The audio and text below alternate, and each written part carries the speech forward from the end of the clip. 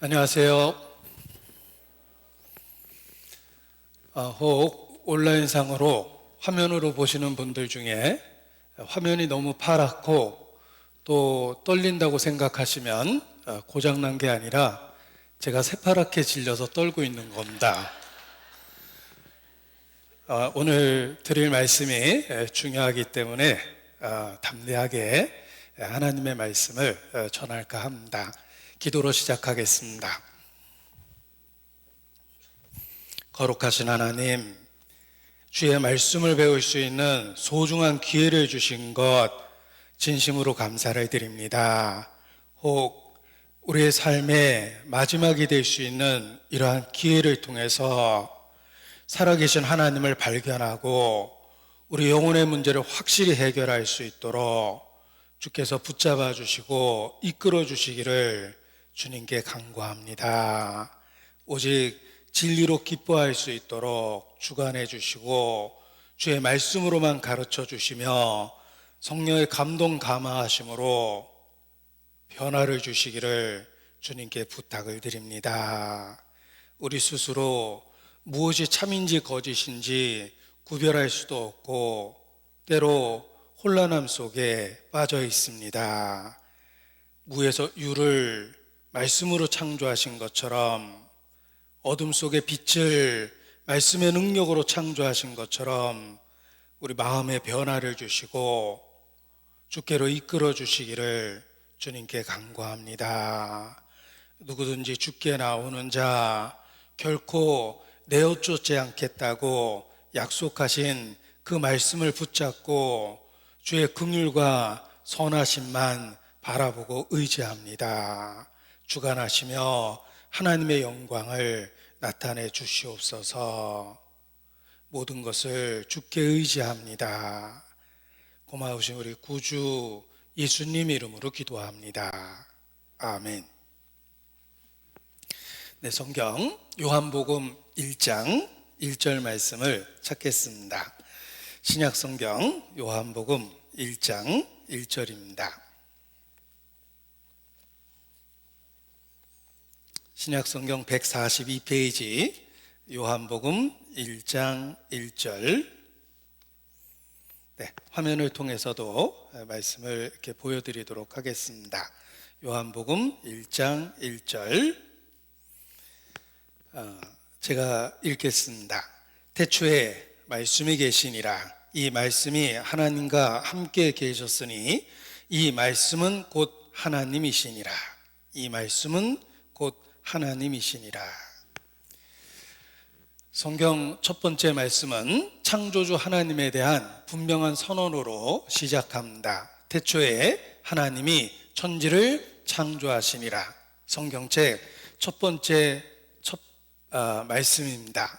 하나님께서 사람에게 알려주고 싶었던 첫 번째 진리는 하나님의 존재 그리고 천지 창조의 사실입니다. 그래서 첫 구절을 통해서 창조주 하나님을 우리에게 선포하고 알려주신 것입니다. 그 하나님을 인간이 올바로 알 수 있는 방법으로 바로 말씀을 주셨습니다. 그래서 요한복음 1장 1절 말씀을 보면 천지를 지으신 창조주 그 하나님을 말씀을 통해서 알 수 있다라고 우리에게 알려주십니다. 이 말씀이 곧 하나님이시니라. 하나님이라는 용어를 사용하면서 많은 종교가 있고 기독교 안에도 많은 교파가 있습니다. 도대체 어떤 하나님을 믿어야 될까? 우리는 혼란합니다. 그때 하나님께서 말씀을 주셨습니다. 이 말씀이 곧 하나님이시니라. 하나님을 믿는다는 것은 말씀을 믿는 것입니다.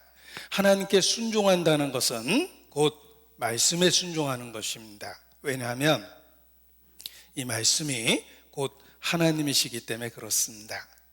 기억할 것은 세상에는 종교도 많고 기독교 안에 교파도 많지만 하나님의 말씀이라고 주장하는 일관성 있는 책은 오직 성경 하나라는 것입니다. 성경을 영어로 바이블이라고 말하는데 문법적으로는 정관사 더를 써서 더 바이블이라고 그럽니다. 서양 사람이 성경을 더 바이블이라고 표현하는 것은 유일무이, 오직 하나밖에 없기 때문에 정관사 더를 사용한다라고 문법학자들도 이야기합니다. 그렇습니다. 인류 역사 속에서 하나님의 말씀이라고 일컬어지는 책은 성경밖에 없습니다.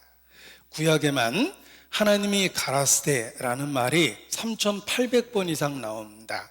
인류에게 하나님의 말씀이라고 주장하고 있는 것입니다. 그런데 책을 쓴 사람의 인격과 지적인 수준을 반영합니다. 혹 서점에 가서 내가 저자를 만나본 적은 없지만 어떤 책이든지 부작위로 한 권을 꺼내서 읽어보면 그 책의 저자의 인격과 수준을 알 수 있습니다. 내가 저자를 본 적은 없지만 글을 통해서 그 사람의 생각과 인격과 지적 능력을 알 수 있습니다. 책은 책을 쓴 사람의 인격과 능력을 반영하고 있기 때문에 그렇습니다. 어린아이의 책을 읽었다면 금방 알 수 있습니다. 야, 이거 유치하다. 애들이 쓴 것 같다. 혹 대학 교수의 책을 읽었다면 이 사람 공부 많이 했구나. 연구 많이 했네. 라는 것도 알 수 있을 것입니다. 어린아이의 책과 대학 교수의 책은 쉽게 구별될 수 있습니다. 하물며 성경은 창조주 하나님의 말씀이라고 주장하고 있는데 사실이라면 그만한 수준과 능력이 담겨 있다는 것입니다. 인류는 수천 년 동안 성경을 읽고 분석하고 때로는 공격도 했습니다. 그러나 21세기 지금까지 성경은 하나님의 말씀으로 인류 앞에 우뚝 서 있습니다. 그것은 처음부터 하나님 말씀이었고 사실이었기 때문에 그렇습니다. 성경을 진리라고 선언하는데 진리는 객관적인 특징이 있습니다. 진리는 변하지 않는 것이 진리입니다. 불변성입니다. 성경이 그렇습니다. 성경은 기록된 이후 변하지 않은 유일한 책입니다. 성경의 사본이 부분적으로 인용된 것까지 6만 7천여 개라고 이야기하는데 성경은 놀랍게도 기록된 이후 변하지 않은 유일한 책으로 알려져 있습니다. 기록된 이후 변하지 않은 책, 그리고 그 기록된 내용의 사실성을 갖고 있는 책, 그것이 바로 성경입니다. 사실성과 불변성을 갖고 있다는 것입니다. 뿐만 아니라 진리는 보편성이 있어야 된다라고 말할 수 있는데 성경이 그렇습니다. 성경은 진리이며 보편성을 갖고 있습니다. 시대를 불문하고 언어적 차이에도 불구하고 민족적 차이, 문화적 차이, 그 모든 것을 초월해서 모든 세대의 모든 사람들에게 공감과 감동을 주는 아주 특별한 책입니다. 성경은 보편적 공감대가 있다라고 말하는데 바로 보편성이 있습니다. 진리이기 때문에 그렇습니다. 성경은 진리이며 진리로서의 특징을 다 갖고 있다는 것입니다. 사실성, 곧 진실성이 있고 기록된 이후 변하지 않은 불변성이 있고 시대를 초월해서 모든 사람에게 감동을 주는 변화를 주는 보편성이 있다는 것입니다. 아버지의 말씀은 진리니이다. 성경이 그렇습니다. 자, 거짓말은 처음에 들으면 그럴듯합니다. 그러니까 사기도 당하고 보이스 피싱도 당하는 것입니다. 그런데 알아보고 확인해 보면 처음부터 거짓이었기 때문에 거짓된 것이 드러납니다. 그러나 진실은 혹 처음에 들었을 때 의심이 생길 수도 있지만 알아보고 확인해 보는 과정 속에서 진실임을 확인할 수 있습니다. 성경은 진리이며 사실이며 알아보면 알아볼수록 그것을 확인할 수 있다는 것입니다. 성경이 사실로 입증된 것은 우리 인생을 다 바쳐도 배울 수 없을 정도로 수없이 많이 있습니다. 과장된 게 아닙니다. 기독교 전문 서점에 가보면 수십만 권의 기독교 전문 서적이 있습니다. 성경이 사실이라고 입증된 사례는 우리 인생을 다 투자해도 배울 수 없을 정도로 많이 있습니다. 그러나 단 한 가지도 명확하게 거짓이라고 입증된 기록이 없습니다. 한 구절도 거짓이라고 입증된 그런 구절이 없습니다. 왜냐하면 처음부터 하나님 말씀이었기 때문에 그렇습니다. 이 말씀이 곧 하나님이십니다. 올바른 마음으로 성경을 시간을 투자하고 마음을 투자해서 성경을 읽고 확인해 보면 결국은 알게 됩니다. 아버지의 말씀은 진리니이다. 혹 끝까지 안 믿다가 죽는다 하더라도 죽음 이후 곧 알게 됩니다. 왜냐하면 하나님 앞에 서서 기록된 성경대로 심판을 받게 될 것이기 때문에 그렇습니다. 여러분은 결국은 성경이 하나님의 말씀이라고 고백하게 될 것입니다. 그러나 죽음을 건너가면 다시는 기회가 없습니다.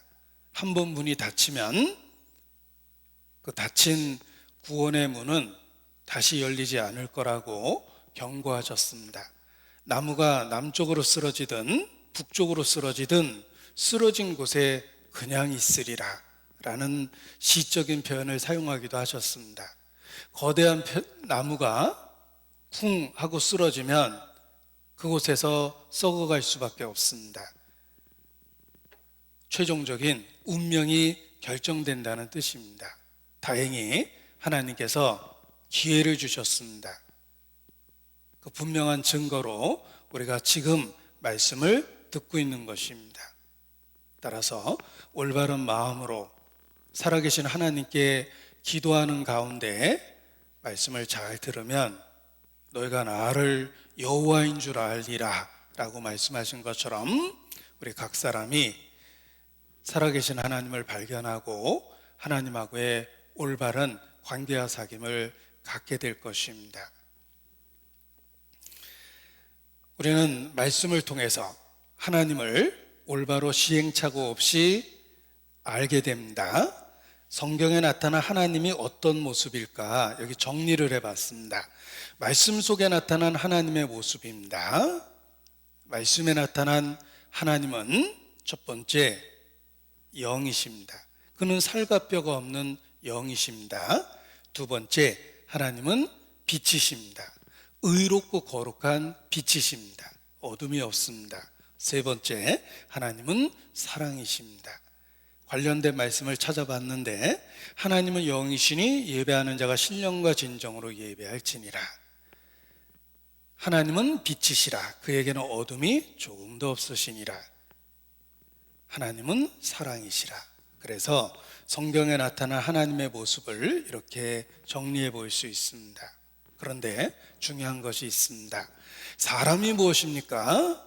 성경은 사람이 하나님의 형상으로 지음을 받았다라고 말합니다. 따라서 하나님을 알면 사람이 무엇인지 알게 됩니다. 왜냐하면 사람은 하나님의 형상으로 지음을 받았기 때문에 그렇습니다. 여기 창세기 1장 27절 말씀을 화면을 통해서 보여드리겠습니다. 하나님이 사람을 어떻게 만드셨는지 기록하셨습니다. 하나님이 자기 형상, 곧 하나님의 형상대로 사람을 창조하시되 남자 여자를 창조하시고, 사람은 하나님의 형상입니다. 따라서 하나님을 알면 사람이 무엇인지 알게 됩니다. 여기 칠판에 정리해 보겠습니다. 자, 하나님이라는 말은 히브리어 엘로힘을 번역한 말입니다. 영어로는 God, 중국 사람들은 상제, 옥황상제라는 말을 씁니다. 또 일본 사람들은 가미사마, 또 스페인 사람들은 데오스, 이런 식으로 각각 자기들의 말로 번역을 했습니다. 그런데 도대체 어떤 하나님이 올바른 하나님일까라는 의문이 생깁니다. 정답은 이 말씀이 곧 하나님이시니라. 하나님은 계시 성경을 통해서 자기 자신에 대해서 분명하게 알려주셨습니다. 성경을 통해서 시행착오 없이 올바른 하나님을 만날 수 있는 것입니다. 그런데 성경에 나타난 하나님은 어떤 하나님이냐면 보이지 않는 영적 존재이며 의롭고 거룩한 하나님이십니다. 그래서 주기도문도 하늘에 계신 우리 아버지 하고 기도하며 첫 번째로 거룩히 여김을 받으시오며 라는 하나님의 거룩한 속성을 일깨워 줍니다. 의롭고 거룩하십니다. 그리고 그 하나님은 자기 형상으로 지은 인간을 사랑하십니다. 하나님은 사랑이십니다. 이것이 성경에서 알려주고 있는 하나님의 모습입니다. 드디어 사람이 무엇인지 알게 됩니다. 여기 사람을 하나 그려보겠습니다. 사람이 무엇일까? 하나님 없이 사람이 무엇인지 첫날을 생각해도 답을 알 수가 없습니다. 종교는 인간이 나름대로 하나님을 찾아보려고 했던 시도입니다. 철학은 나름대로 인간이 진리가 무엇인지를 찾아보려고 한 일종의 시행착오들입니다. 어떤 종교에도 어떤 철학에도 사람이 무엇인지 정답이 없습니다. 우리 자신도 사람으로 수십 년 살고 있지만 내가 어디서 와서 어디로 가며 무엇 때문에 살아야 하는지, 어떻게 살아야 하는지 답을 모릅니다. 하나님을 제외하면 산 날만큼 또 산다 하더라도 결코 답을 찾지 못할 것입니다. 그러나 말씀을 배우게 되면 하나님에 대해서 알게 되며 드디어 사람이 무엇인지 알게 됩니다. 인간은 하나님의 형상으로 지음을 받았습니다. 우리 속에 영혼이 있습니다. 하나님의 형상으로 지음을 받은 영혼이 있습니다. 하나님의 육체는 흙으로 지으시고 또 우리 속에 생기를 불어넣어 생영이 되게 하셨다고 말씀하셨습니다. 지상에서는 흙을 취하고 천상에서는 생기를 주어 영혼을 주신 겁니다. 우리의 육체는 영혼을 담고 있는 그릇과 같습니다. 컴퓨터라는 하드웨어는 보이지 않는 소프트웨어를 담고 소프트웨어를 작동시킵니다. 소프트웨어는 보이지 않습니다. 그러나 컴퓨터라는 하드웨어 안에서 소프트웨어가 돌아가는 겁니다. 우리의 육체는 흙으로 만든 하드웨어와 같습니다. 이 속에 보이지 않는 소프트웨어, 영혼이 있다는 것입니다. 그래서 육체적인 모든 것을 갖고 있어도 결코 사람 마음에 만족이 없는 것입니다. 영혼에 대한 욕구가 있어서 그렇습니다. 사람 마음에는 큰 허공이 있다. 그 허공은 물질이나 쾌락이나 권력으로 채워지지 않는다. 그 허공은 신에 대한 욕구다 라고 파스칼도 진리를 찾는 중에 그렇게 고백합니다. 사실입니다. 우리가 먹고 싶은 거 다 먹고 하고 싶은 거 다 해도 그날 밤 뭔가 허전합니다. 우리 속에 영혼에 대한 욕구가 있기 때문에 그렇습니다. 인간은 영적인 존재입니다. 그래서 고린도후서 4장 7절에 보면 우리가 이 보배를 질그릇에 가졌다 이렇게 표현했습니다. 이 보배를 질그릇에 갖고 있다. 질그릇, 흙으로 만든 우리의 육체입니다. 보배는 하나님과 관계된 진리입니다. 우리 속에 보배로운 영혼이 있습니다. 하나님은 우리의 육체를 흙으로 지으셨다고 그랬는데 왜 흙으로 지으셨을까? 보석으로 만들 수도 있고 24K 순금으로 만들 수도 있었는데 인간을 왜 흙으로 지으셨을까? 육체만으로는 가치가 없다는 걸 깨닫게 하시는 겁니다. 이는 저희가 짐승과 다름이 없음을 여호와께서 깨닫게 하려 하심이라. 여러분 살아보십시오. 하나님 없이 살면 자신이 짐승과 다름이 없다라는 걸 뼈저리게 깨닫게 됩니다. 인간은 결코 육체만으로 존재하는 것이 아니기 때문에 그렇습니다. 우리 속에 영혼이 있습니다.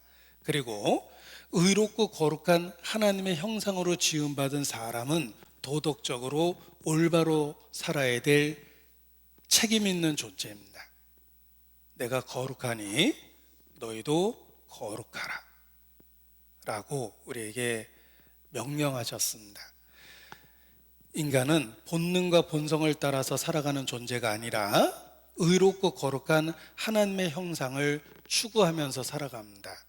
그래서 도덕적으로 올바로 살아야 될 책임 있는 존재라는 것입니다. 하나님을 부인하면 짐승처럼 본능으로 살게 돼 있습니다. 저희는 죽기 위하여 태어난 이성 없는 짐승 같아서 본능으로 아는 그것으로 멸망하느니라. 이것이 하나님을 모르는 사람의 삶의 모습입니다. 우리는 도덕적으로 올바로 살아야 될 책임 있는 존재입니다. 그리고 가장 중요한 것, 하나님은 사랑이시며 인간은 하나님의 사랑의 대상이라는 것입니다. 천륜이라고 일컬어지는 하나님이 만든 관계가 있습니다. 남편과 아내, 부모와 자식. 하나님이 인간관계의 가장 기본적인 관계를 설정하셨습니다. 그 관계가 하나님과 인간의 관계를 보여줍니다. 그래서 남편과 아내처럼 천국이 혼인잔치의 개념이며, 또 우리를 어떻게 사랑하시냐면 아버지처럼, 때로는 어머니처럼 우리를 사랑하신다고 말씀하십니다. 하나님이 만든 천륜이라고 일컬어지는 인간관계가 하나님하고의 관계를 모형적으로 보여주는 것입니다. 그래서 인간은 하나님의 사랑의 대상이다라는 것입니다. 하나님과 함께 있는 세상이 바로 천국입니다. 우리가 살고 있는 세상은 하나님으로부터 분리되어 있다라고 말합니다. 이것을 회복하는 것이 구원입니다. 어떻게 구원을 받을 수 있을까? 그래서 우리가 성경을 배우고 있는 것입니다. 성경을 배워보면 하나님과 분리된 우리의 삶을 발견하게 되고, 우리의 고통과 슬픔과 사건과 사고는, 통제 못할 상황은 하나님과 분리된 결과라는 것을 알게 됩니다. 어떻게 이것을 회복할 수 있을까? 구원을 받고 하나님하고의 관계를 회복해야 됩니다. 그러면 하나님이 있는 곳에 우리도 있게 됩니다. 천국은 하나님과 함께 있는 곳입니다. 자, 살면서 언제 가장 행복하셨습니까? 전혀 그런 기억이 없다라고 표정으로 말씀하시는데, 그래도 생각해 보면 행복했던 적이 있습니다. 사랑하고 사랑받을 때. 그래서 연애할 때 행복했고, 저는 아직도 행복하지만 아무튼 연애할 때 행복했고, 그리고 첫 아이를 낳아 가슴에 품었을 때 정말 행복했습니다. 사랑받고 사랑할 대상이 생겼을 때 우리는 행복을 느낍니다. 기쁨을 느낍니다. 하나님은 사랑이십니다. 하나님과 함께 있기 때문에 천국이 천국 될 수 있는 겁니다. 살면서 언제 가장 고통스러웠고 슬펐을까? 사랑하는 사람을 잃어버릴 때. 그것이 바로 형벌의 세계 지옥입니다. 하나님과 분리되어 있는 곳입니다. 사랑하는 사람을 잃어버렸을 때 그 고통과 슬픔은 지옥에 대한 경고입니다. 사랑하는 사람을 잃어버려도 그렇게 고통스러웠는데 하나님을 잃어버리면 다 잃어버린 거예요. 배달 갔던 물건을 잃어버리면 가슴 아프죠. 그런데 그 물건을 만든 공장을 잃어버리면 돌아버릴 겁니다. 우리가 사랑하는 사람을 잃어버려도 그렇게 고통스러웠다면 하나님은 사랑이십니다. 하나님을 잃어버리면 다 잃어버리는 겁니다. 그것이 바로 형벌의 세계 지옥입니다. 자, 어떻게 하나님과 함께 있을 수 있을까? 영혼의 구원을 받고 하나님하고의 관계를 회복하는 겁니다. 그래서 성경을 배우는 것입니다. 너희가 성경에서 영생을 얻는 줄 생각하고 성경을 상고한다 라고 말씀하셨습니다. 성경에서 어떻게 구원을 받는지를 배울 수 있는 것입니다. 성경이 기록된 목적은 인간을 구원하시는 하나님의 구원 계획이라고 이야기합니다. 성경이 기록된 목적입니다. 그리고 그 내용을 구체적으로 살펴보면 하나님이 보시는 인간의 역사가 기록되어 있습니다. 성경에는 인간 역사가 기록되어 있습니다. 여러분, 에덴 동산에 대한 이야기로 창세기를 배웠을 겁니다. 인간 역사가 그곳에서 시작됩니다.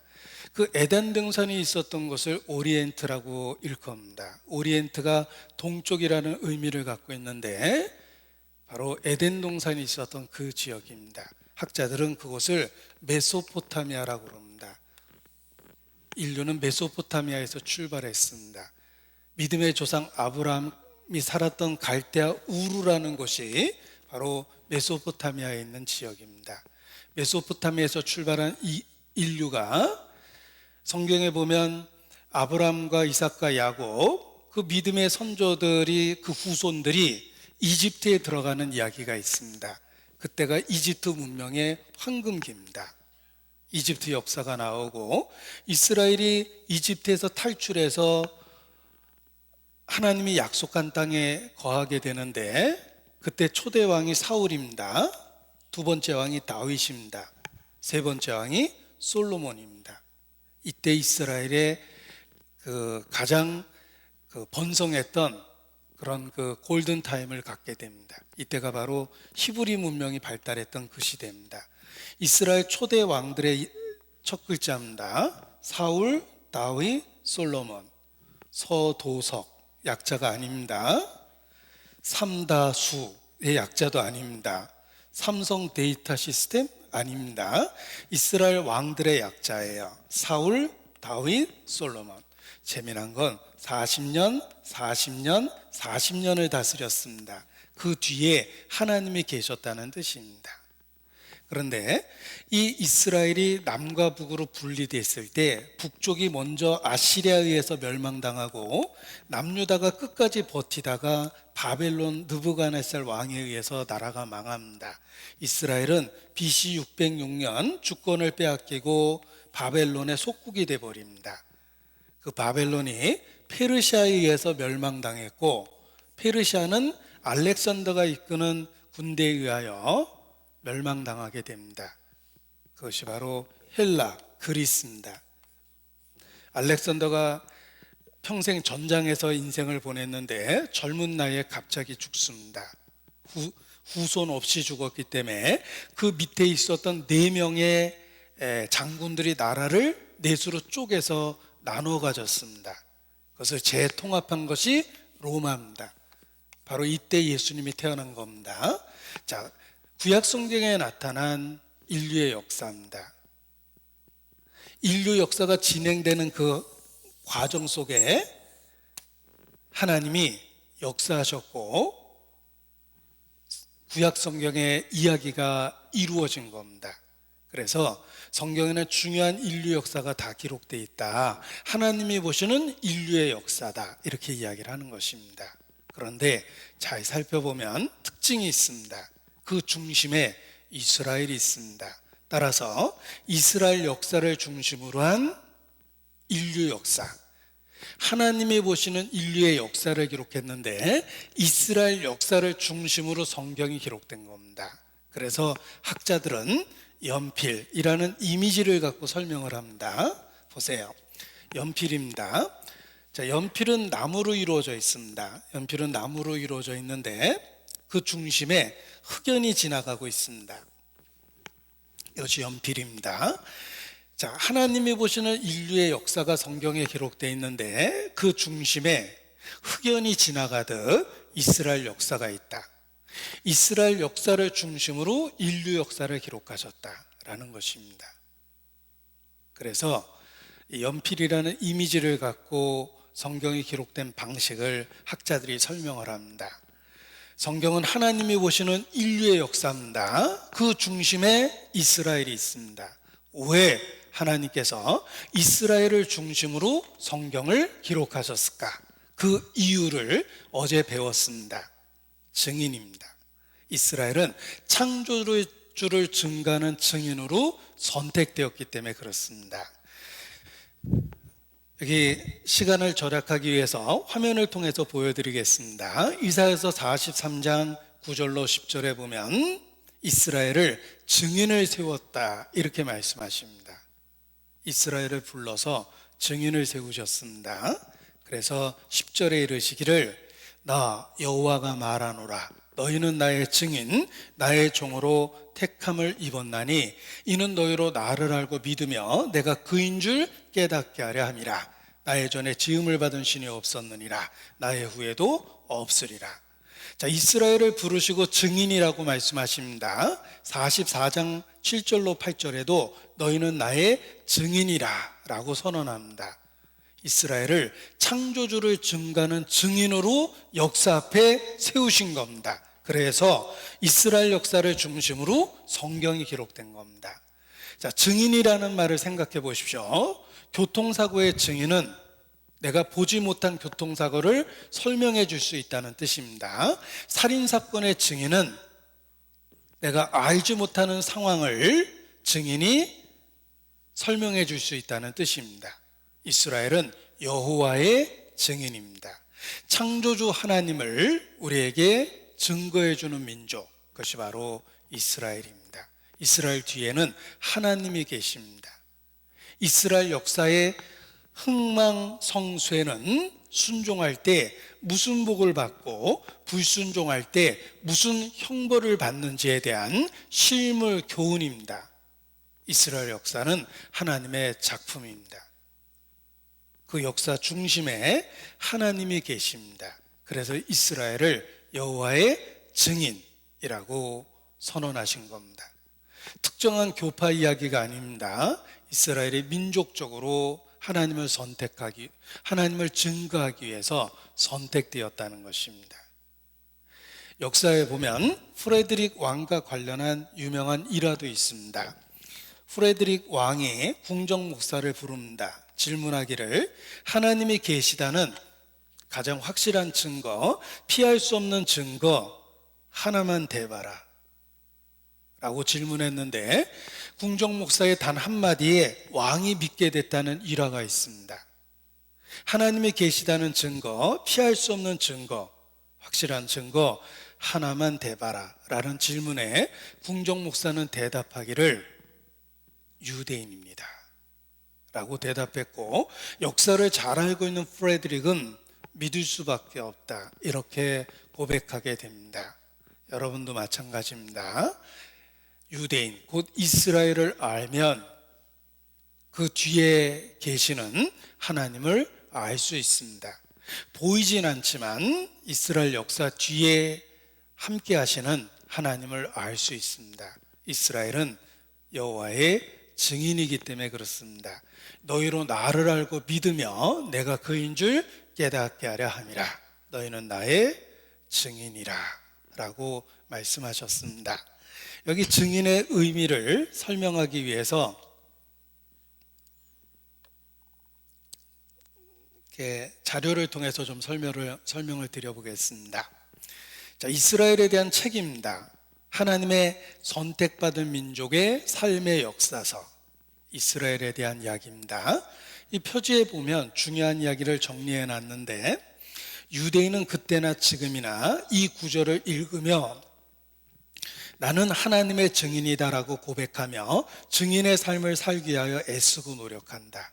이스라엘, 그들이 바로 하나님을 증거하는 증인이라는 것입니다. 보십시오. 수없이 많은 아랍 국가와 전쟁을 했음에도 불구하고 이스라엘은 한 번도 진 적이 없습니다. 배후에 누가 있는 것처럼 보이죠. 바로 하나님이 계십니다. 그래서 학자들은 이스라엘을 이렇게 설명합니다.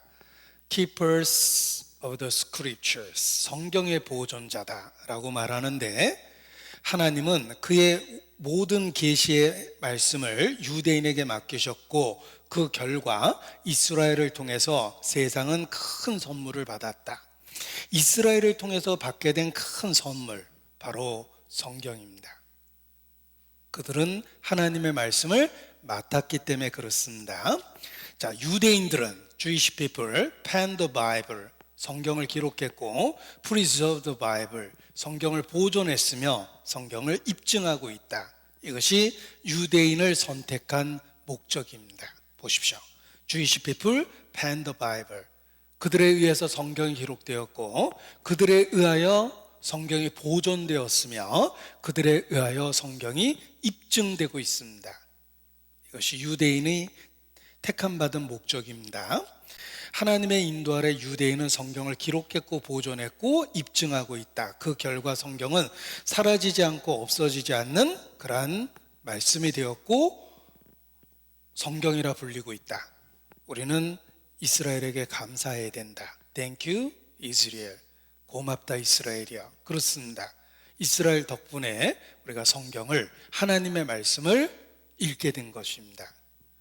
자, 유대인은 전 세계에 흩어져 있습니다. 통계에 의하면 130여 개 국가라고 그러는데 유대인이 전 세계에 흩어져 있습니다. 오늘날 불구대천지 원수지간 유대인과 아랍인들은 모두가 셈 어족에 속하는 같은 뿌리를 지닌 형제 민족이야. 충격적이죠. 유대인과 아랍인들은 피 터지게 싸우는데 알고 보니까 형제 민족이랍니다. 집안 싸움이 민족 간의 싸움으로 확장된 겁니다. 구약 성서에 따르면 아브라함의 증손자 유다의 자손이라는 데서 유대인이라는 명칭이 유래한다지 2000여 년 가까이 떠들면서 온갖 핍박과 탄압을 받은 유대 민족은 유대교라는 종교로 뭉쳤습니다. 그래서 시나고그라는 유대 교회당을 중심으로 하나가 되었는데 유대교란 종교 이상의 유대 민족을 하나로 묶는 정신적인 고리이자 유대 민족의 정체성 그 자체이지 핏줄이 중요한 게 아니다. 유대교를 믿으면 그가 곧 유대인이다. 종교가 얼마나 중요한지 알겠죠? 그래서 심지어는 이스라엘은 그 국방의 의무가 신성시되는 나라일 수밖에 없는데 군대 가야 될 인원이 18만 명인데 종교에 귀하는 종교인들의 병역 의무를 빼준답니다. 토라에 복무하는 7만 1000명의 인원의 병역 의무를 빼줄 정도로 종교를 중요시 여기고 있다는 것입니다.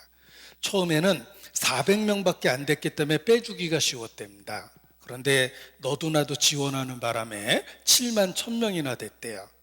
그래서 너희 형제들만 싸우러 가는가? 법정에서 누구는 군대 가고 누구는 안 가냐, 이런 불공평한 일이 다 있냐.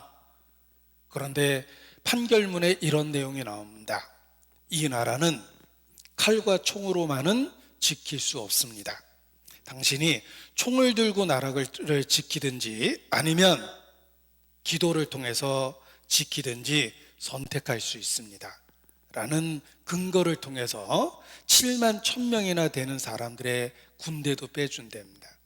이스라엘은 여자도 군대 가고 심지어는 장애인도 군대 갑니다. 물론 장애인인 경우에는 꼭 가야 되는 건 아니지만 지원하면 군대를 갈 수 있답니다. 모든 일을 할 수는 없지만 할 수 있는 일이 있기 때문에 군대 가서 봉사할 기회를 준다는 거예요. 그런데 종교에 귀하는 오소독스라고 일컬어지는 극단적 종교인들은 군대를 빼줄 정도라는 거예요. 이스라엘이 특별하다는 거 알 수 있습니다. 종교가 그만큼 중요시되고 있다는 것입니다. 한국에서 이스라엘에 대해서 가장 많은 연구를 한 분 중에 한 분입니다. 그분의 방송 내용을 한번 들어보겠습니다.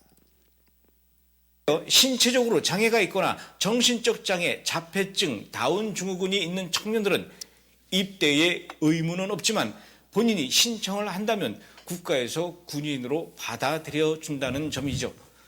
그러니까 장애가 있다고 해서 전혀 군인이 될 수 없다는 것이 아니라는 얘기입니다.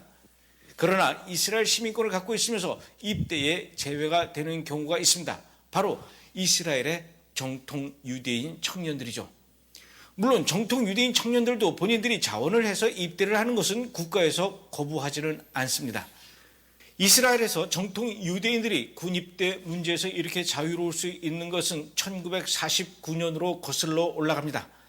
그 당시 이스라엘 총리였던 벤구리온은 홀로코스트로 인해서 명맥이 거의 끊어져 버린 예시바의 전통을 회복시키기 위한 노력의 일환으로 정통 그 유대인 400여 명의 군대를 면제시켰는데 지금은 7만 1,000명까지 늘어났다는 것입니다.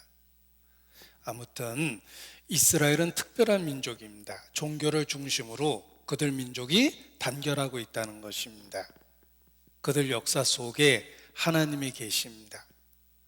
학자들은 이스라엘의 역사를 한 단어로 표현합니다. 기적.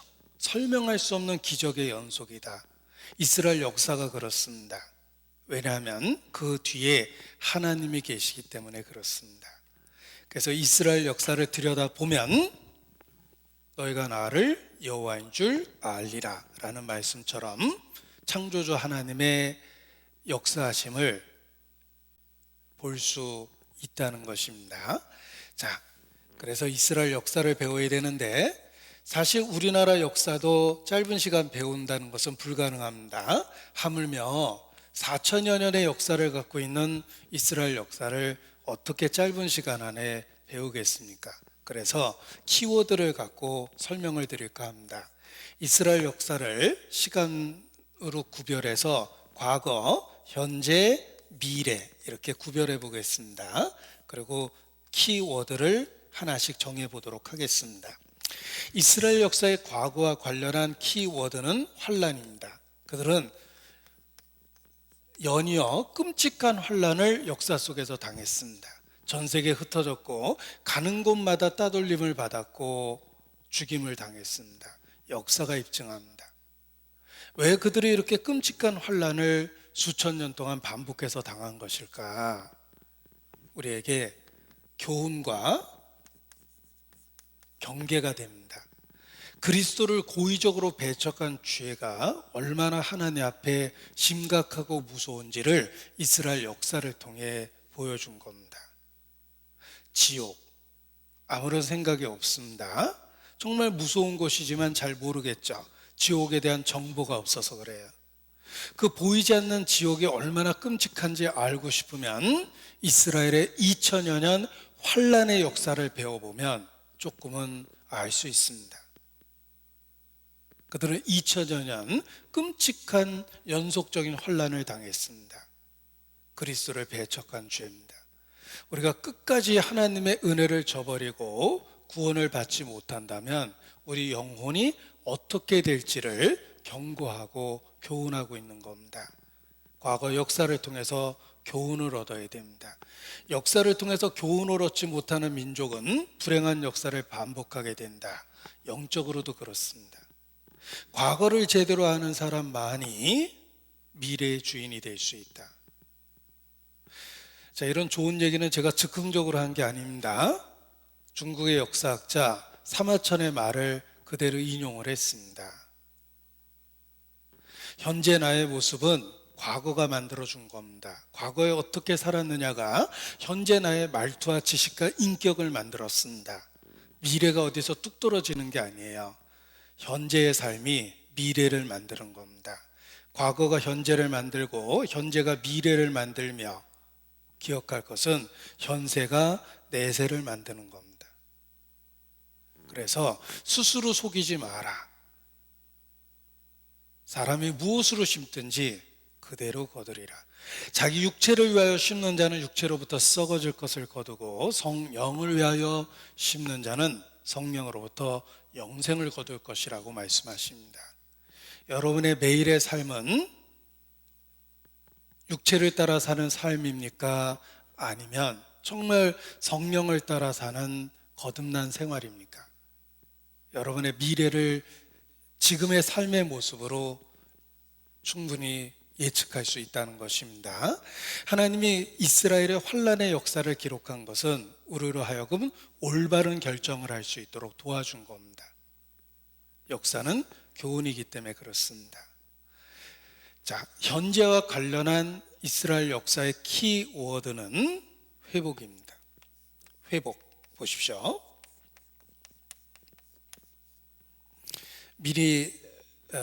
미래도 말씀을 드리고 현재와 미래 이야기를 드리도록 하겠습니다. 자, 미래와 관련한 키워드는 전쟁입니다. 결국은 인류 역사가 시작된 그곳에서 인류 역사의 마지막 전쟁이 일어나며 그 전쟁의 중심에 이스라엘이 있다라고 성경에 예언하고 있습니다. 그것이 바로 아마겟돈이라고 일컬어지는 마지막 전쟁입니다. 아마 겟돈 때문에 전쟁이 나나 보다가 아니라 아마겟돈이라는 지역에서 큰 전 세계가 휘말리는 마지막 전쟁이 일어난다는 것입니다. 자, 이것이 성경에 기록된 이스라엘을 중심으로 한 인류의 역사입니다. 자, 우리 시대에는 이스라엘이 회복되는 것을 보고 있습니다. 이미 이루어진 예언은 남아있는 예언이 반드시 이루어질 것이라는 것에 보증이 됩니다. 마지막 때 전쟁이 있습니다. 그래서 현재 일어나고 있는 일, 미래와 관계된 일들을 말씀을 드릴 텐데 이것은 이미 성경에 수천 년 전에 예언되어 있는 것입니다. 성경이 하나님의 말씀일 수밖에 없는 이유 중에 하나입니다. 성경은 3분의 1 이상이 예언으로 이루어져 있다는 것입니다. 그래서 학자들은 성경을 내용별로 분석했을 때 hab이라는 말을 갖고 설명을 합니다. 성경에는 H, history, 역사가 있고 E, experience, 경험과 체험에 대한 이야기가 있으며 P, prophecy, 예언이란 뜻입니다. 장래일에 대한 예언이 있다는 것입니다. 성경을 내용별로 분류하면 역사도 있고 체험도 있고 장래일을 기록한 예언도 있습니다.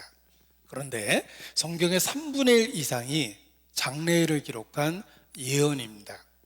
왜 하나님이 예언, 장래일을 말씀하셨을까? 예수께서 말씀하십니다. 내가 이 일이 이루어지기 전에 너에게 미리 말한 것은 이 일이 이루어질 때 너희로 믿게 하기 위해서라. 예언, 그리고 성취. 그것을 살펴보고 하나님에 대한 믿음을 가질 수 있다는 것입니다. 보라, 내가 장래사를 보이며 후래사를 진술하리라. 어느 날 이 일들이 너희 눈앞에 이루어질 것이요 너희가 나의 신됨을 깨달아 알리라. 나 여호와가 말하였으니 이루리라. 예언 그리고 성취, 그 뒤에 하나님이 계십니다. 그래서 3분의 1이 예언이라는 건 믿을 수 있는 많은 증거를 주신 것이다, 이런 뜻입니다. 그래서 몇 구절 관련된 말씀을 보여드리면 이사야서 46장 10절에 내가 종말을 처음부터 구하며 아직 이루지 아니한 일을 옛적부터 보이고 이르기를 나의 모략이 설 것이니 내가 나의 모든 기뻐하는 것을 이루리라 하였노라. 종말, 아직 이루지 아니한 일, 예언이죠. 하나님은 미리 말씀하셨습니다. 또 이제 일이 이루기 전에 너희에게 말한 것은 일이 이룰 때에 너희로 믿게 하려 함이라. 예수께서 미리 말씀하신 이유를 설명해 주셨습니다. 여호와께서 가라사대 내가 옛적에 장래사를 구하였고 내 입에서 내어 보였고 내가 호련히 그 일을 행하여 이루었느니라. 예언과 성취죠. 내가 알거니와 너는 완악하며 내 목에 힘줄은 무쇠요 내 이마는 노시라. 그러므로 내가 이 일을 옛적부터 내게 고하였고 성사하기 전에 그것을 내게 보였느니라. 왜 그렇게 많은 예언을 주셨는가? 우리가 웬만하면 믿지 않을 거라는 것을 하나님은 아셨습니다. 인간은 완악합니다. 얼마나 완고하고 악하냐면 하나님 말씀을 듣는 중에도 졸잖아요. 어느 안전이라고 조는 게냐? 북한에서는 졸다가 숙청당한 사람도 있습니다. 인간은 하나님의 말씀을 들을 때도 딴 생각이 나요. 여러분이 기도하겠다고 두 손을 모으고 눈을 감았는데 한 2, 3분만 지나면 딴 생각하고 있습니다. 인간은 거룩한 순간에도 죄를 갖고 있어요. 하나님 말씀을 들을 때에도 딴 생각이 나고 어깃장을 놓고 반발하고 마음에서 밀어내곤 합니다. 왜냐하면 완고하고 악하기 때문에 그렇습니다. 따라서 이러한 완악한 인간이 믿을 수 있도록 확실한 증거를 주셨습니다. 예언 그리고 성취입니다. 그것도 아주 구체적으로. 따라서 어떤 예언이 있고 어떻게 성취되었는지를 살펴보면 누구든지 믿음을 갖게 됩니다.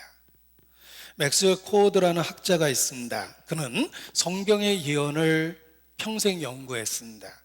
신의 예언이란 그 조건으로 신의 예언이 될 수밖에 없는 절대적인 조건이 있다라고 이야기합니다. 첫 번째는 충분한 예보 기간이 있어야 하며 추상적이거나 모호하면 안 된다. 구체적인 내용으로 예언하고 있어야 된다. 그리고 당시 사람들이 이해할 수 없는 문화적인 내용을 초월하고 있어야 된다. 그것이 신의 예언의 진정성이 될 수 있는 조건이다 라는 말을 했는데, 제가 아주 그 두꺼운 책의 내용을 핵심만 말씀을 드린 겁니다. 성경이 그렇습니다. 성경은 유일하게 그 조건을 충족하고 있습니다. 하나님 말씀이기 때문에 그렇습니다. 예를 들면 노스트라담스의 예언은 추상적이고 모호하며 해석하기 나름입니다. 그러나 성경은 아주 구체적이고 문화적 내용을 초월하고 있습니다. 그리고 충분한 예보 기간, 수백 년 때로는 수천 년 전에 아주 구체적으로 말씀하셨습니다. 너희가 나를 여호와인 줄 알리라. 그래서 성경이 많은 부분 예언으로 기록된 것은 믿을 수 있는 증거를 주신 것입니다. 자, 빌리그레함 목사님의 유명한 설교입니다. 한 손에 성경을 들라, 또 한 손에 조간신문을 들라. 이 성경에 예언된 사건 사고가 조간신문을 통해서 현실이 되고 있다는 거예요. 한 손에 성경을, 또 한 손에 조간신문을, 예언과 성취입니다. 너희가 나를 여호와인 줄 알리라. 그래서 이스라엘을 중심으로 한 예언들을 살펴보면 그 뒤에 하나님이 계시다는 것을 확실하게 알게 되는 것입니다. 자, 그렇다면 우리 시대에 성취된 예언이 무엇이 있는지를 보도록 하겠습니다. 보십시오. 우리 시대에 성취된 예언입니다. 이스라엘 민족과 관련하여 성경에 예언되어 있기를 민족의 회복이 일어날 거라고 말씀하셨습니다. 마지막 때에 이스라엘이 반드시 회복될 거라고 말씀하셨습니다. 그런데 기적이 일어났어요. 1948년 5월 14일 학자들은 20세기 최고의 기적이 일어났다라고 이야기합니다. 20세기 최고의 기적은 제 생일 아닙니다. 개인적으로는 기적인데 20세기 최고의 기적은 이스라엘의 독립이에요. 1948년 5월 14일. 왜 기적입니까? 이스라엘은 바벨론에 의해서 주권을 BC 606년에 빼앗겼습니다. 그리고 BC 587년 왕자들은 살해당하고 왕은 두 눈이 뽑히고 빨가벗긴 상태에서 바벨론에 끌려갔어요. 완전히 나라가 망해버립니다. 그리고 로마 시대에는 전 세계에 흩어졌습니다. AD 70년입니다. 타이투스라는 장군에 의해서 유대인은 전 세계에 흩어지게 됩니다. 타이투스는 로마 황제가 됐는데 타이투스 개선문이 지금도 이태리 로마에 가면 개선문이 있습니다. 재미난 건 전 세계에서 관광 온 유대인들이 타이투스의 개선문 쪽으로는 방향을 돌리지 않고 그 근처에는 가지도 않는 데입니다. 왜냐하면 그들에게는 최고의 원수예요. 타이투스가 자기 민족을 전 세계에 흩어버렸고, 그리고 그들이 목숨처럼 아끼는 성전을 불을 질렀기 때문에 그렇습니다. 타이투스를 2000여 년이 지난 지금까지도 이스라엘 민족의 최고의 원수라고 여기는 거예요. 그래서 그의 개선문 근처에는 유대인이 얼씬도 안 한답니다. 지금도. 보십시오. 아무튼 AD 70년 타이투스에 의해서 전 세계에 흩어졌어요. 그 로마 역사에 보면 베수비우스 화산이 터져서 도시가 그냥 사라져 버립니다. 그게 바로 폼페이 최후의 날이라는 소설로도 나타나는데, 그 사건이 있었던 시대가 타이투스 통치 기간이에요. 그래서 타이투스는 이스라엘에게 큰 죄를 졌고 그 결과 저주를 받아서 그의 통치 기간 안에 끔찍한 자연의 재해를 겪다가 짧은 시간 왕노릇하다가 역사에 보면 병들어 죽습니다. 그래서 이스라엘 유대인들은 우리 민족에게 몹쓸 짓 해서 하나님께 저주받았다 이렇게 생각합니다. 자, 아무튼 보십시오. 나라가 없어진 지 2600년 만에, 전 세계에 흩어진 지 2000년 만에 조상들이 살던 땅에 돌아와서 나라를 세웠습니다. 우리 시대에 일어난 기적이에요. 강남 갔던 제비가 돌아오면 봄이 온 겁니다. 전 세계에 흩어진 이스라엘이 돌아오면 그리스도의 재림이 가까운 거예요. 우리 시대의 이스라엘, 그들이 돌아왔습니다. 성경에 유대인의 회복에 관한 말씀이 많이 있는데 제가 여기 몇 구절 찾아놨습니다. 보세요. 이스라엘이 회복될 거에 대한 말씀이 많이 있습니다. 보십시오. 에스겔 11장 17절, 너는 또 말하기를 주 여호와의 말씀에 내가 너희를 만민 가운데서 모으며 너희를 흩은 열방 가운데서 모아내고 이스라엘 땅으로 너희에게 주리라 하셨다 하라. 130여 개 국가에서 모아냈습니다. 조상들이 살던 땅으로 돌려보냈습니다.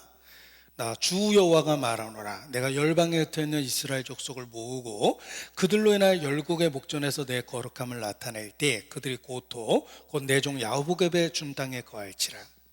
내가 너희를 열국 중에서 취하내고 열국 중에서 모아 데리고 고토에 들어가서 내가 저희를 그 본토에 심으리니 저희가 나의 준 땅에서 다시 뽑히지 아니하리라. 성경은 수없이 이스라엘이 회복된다고 말씀하셨고 우리 시대에 성취됐습니다. 130여 개 국가에 흩어진 그들을 다시 회복시키셨어요. 정말 모으셨습니다. 유대인 건국의 모태가 된 것은 집단 농장인 키부츠와 모사부라 그럽니다. 그런데 그 키부츠라는 말이 모으다라는 어원에서 유래된 단어예요. 정말 그들을 모았습니다. 키부츠, 모아서 강한 나라가 되게 하셨습니다. 우리 시대에 그렇게 한 겁니다. 이스라엘, 그들이 돌아왔습니다. 보십시오. 그들은 타이투스에 의해서 전 세계에 흩어졌습니다. 유대인은 유대인 땅에 살아서는 안 된다라는 그러한 로마 법령에 의해서 단계적으로 전 세계에 흩어졌어요. 그런데 우리 시대에 그들이 조상들이 살던 땅으로 돌아왔습니다. 유대인이 전 세계에 흩어졌었는데 우리 시대에 다시 돌아왔다는 거예요. 예언의 성취, 우리 시대에 문자 그대로 이스라엘이 돌아와서 나라를 세웠습니다. 자, 1948년 5월 14일 날 독립했는데 주변은 온통 적성 국가입니다. 같은 언어를 사용하고 같은 알라신을 섬기는 아랍 국가들에 의해서 둘러싸여 있었어요. 이스라엘이 독립을 선언하자마자 그 다음날 전쟁이 일어났습니다. 제가 말로는 다음날이라고 그랬는데 시간적으로는 몇 시간 안 돼요. 몇 시간 뒤에 아랍이 연합해서 바로 쳐들어왔습니다. 그리고 첫 번째 쳐들어온 군대가 가장 가까이 있는 이집트 군대였어요. 이집트 군대가 니림이라는 마을에 쳐들어왔습니다. 독립선언하자마자 니림이라는 곳에 이집트 군대가 쳐들어왔는데 당시 이집트 정규군이 800여 명 정도 공군의 지원을 받고 기갑 사단을 데리고서 장갑차나 탱크가 있는 기갑사단의 지원을 받고 공군의 지원을 받으면서 800여 명이 니림에 쳐들어왔습니다. 니림에는 3, 40명의 민병대 수준의 군인들이 있었고 그 중에 12명이 여자였으며 할머니도 포함되어 있었다. 그들은 소총으로 무장되어 있었고 기관정이 한정이었고 박격포가 1개 있었고 철문은 부족하여 교대로 썼다. 이렇게 되어 있어요. 그런데 그 민병대 수준의 3, 40명과 전쟁이 붙었는데 놀랍게도 이스라엘이 승리를 했습니다. 니림이라는 마을에서 첫 번째 전쟁에 승리를 한 거예요. 그래서 시간을 벌어주었고 전 세계에 있는 유대인들이 자원 입대하기 시작했습니다. 당시 2차 대전 직후죠. 전 세계에서 자원 입대한 유대인들은 다 참전용사 출신들이었대요. 이미 전투 경험이 많은 그들이 자원 입대했고 바로 군대가 조직돼서 첫 번째 전쟁을 승리로 이끕니다. 전 세계 모든 사람들은 이스라엘의 독립은 기적이요, 첫 번째 전쟁에서 이긴 것은 더 큰 기적이라고 표현했습니다. 이길 수 없는 전쟁을 이긴 거예요. 그래서 골다 메이어라는 그 여자 수상이 후에 기자들의 질문을 받습니다. 어떻게 이길 수 있었습니까? 골다 메이어가 이렇게 대답했습니다. 우리에게는 절박함이 있었습니다. 수천 년 동안 나라 없이 떠돈 우리에게는 절박함이 있었습니다. 여기서 지면 우리 민족은 끝장이다라는 생각에 우리는 이길 수밖에 없었다. 이게 이제 골다 메이어의 증언입니다. 그 뒤에 하나님이 계셨습니다.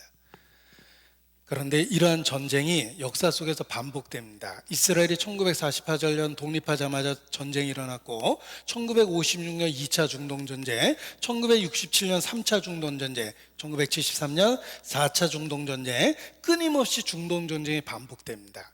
한 번도 이스라엘이 진 적이 없습니다. 우연이 아니에요. 불가능한 전쟁을 이긴 거예요. 너희 한 사람이 1000명을 당할 것이라. 문자 그대로 그렇게 된 거예요. 이스라엘 뒤에는 지금도 하나님이 계십니다. 중동 전쟁의 역사를 배워보면 그들은 불가능한 승리를 이루었습니다. 그 뒤에 하나님이 계십니다. 성경에 예언된 그대로 이스라엘 민족, 그들이 우리 시대에 돌아왔다는 것입니다. 그리고 성경에는 이러한 예언이 아주 구체적으로 예언되어 있는데, 여기 한번 보십시오. 에스겔 선지자를 통해서 하나님이 2500여 년 전에 미리 말씀하셨습니다. 에스겔 선지자를 통해서 말씀하시기를 뼈가 심이 많고 아주 말랐더라.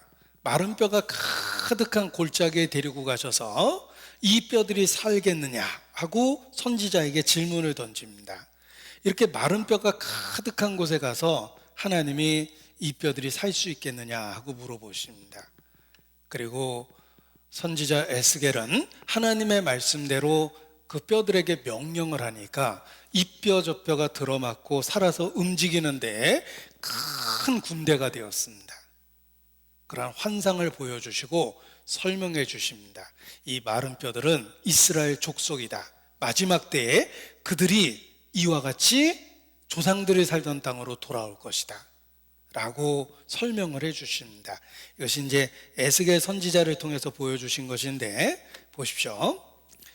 이 뼈들이 능히 살겠느냐 하시기로 내가 대답하되 주 여호와여 주께서 아시나이다.